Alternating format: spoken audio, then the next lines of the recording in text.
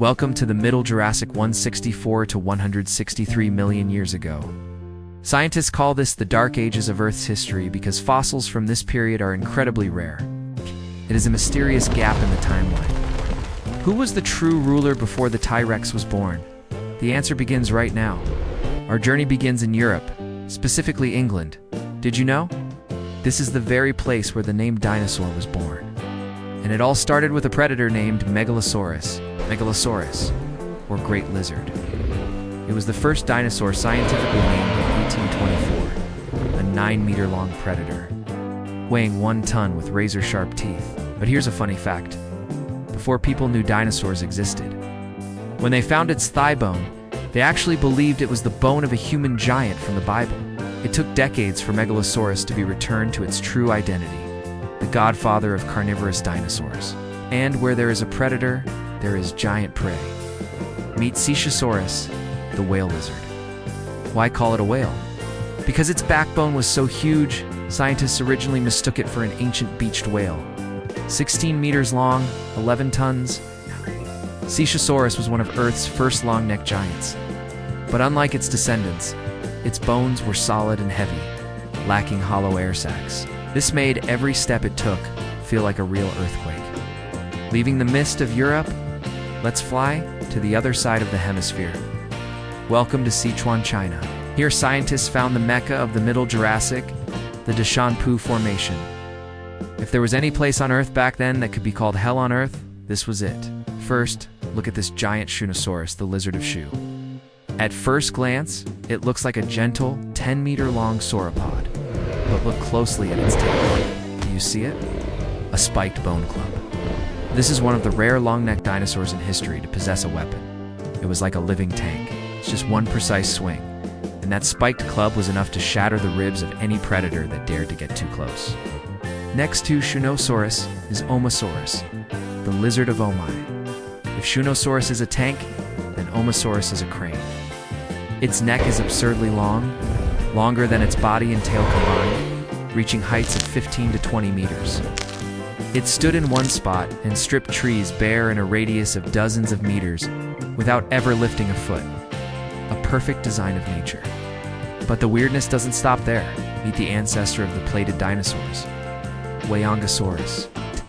It was smaller than its descendant, the Stegosaurus, only about 4.5 meters long. But it was much tougher. Besides the 2 rows of plates on its back, it had 2 giant spikes growing out of its shoulders. It was like a spiky porcupine, ready to impale anyone attacking from the sides. And of course, in a forest full of armored prey like that, the predator had to be a nightmare. Ladies and gentlemen, this is Yangchuanosaurus, the lizard of Yangchuan, nearly 11 meters long, with a massive, rugged skull.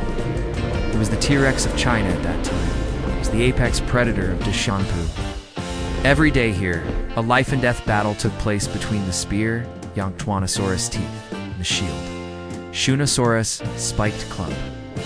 A brutal but mesmerizing world. While the northern hemisphere was a bloody battlefield, in the southern hemisphere, the continent of Gondwana, now South America, new forces were also rising. In Argentina, a shadow covered the dry valleys, named Piatnitz Kairos.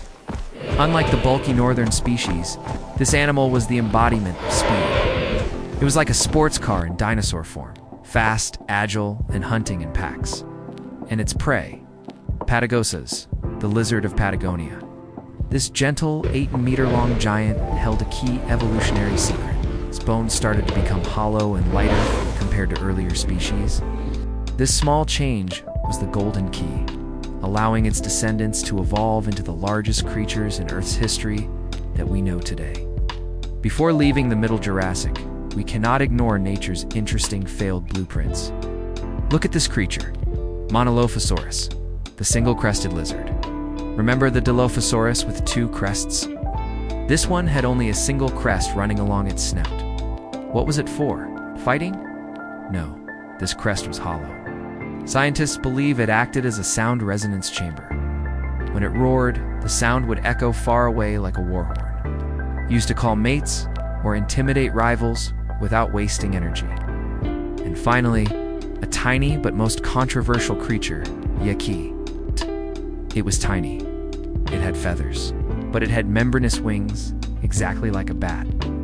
This is proof that, before birds truly conquered the sky, dinosaurs frantically experimented with every possible way to fly.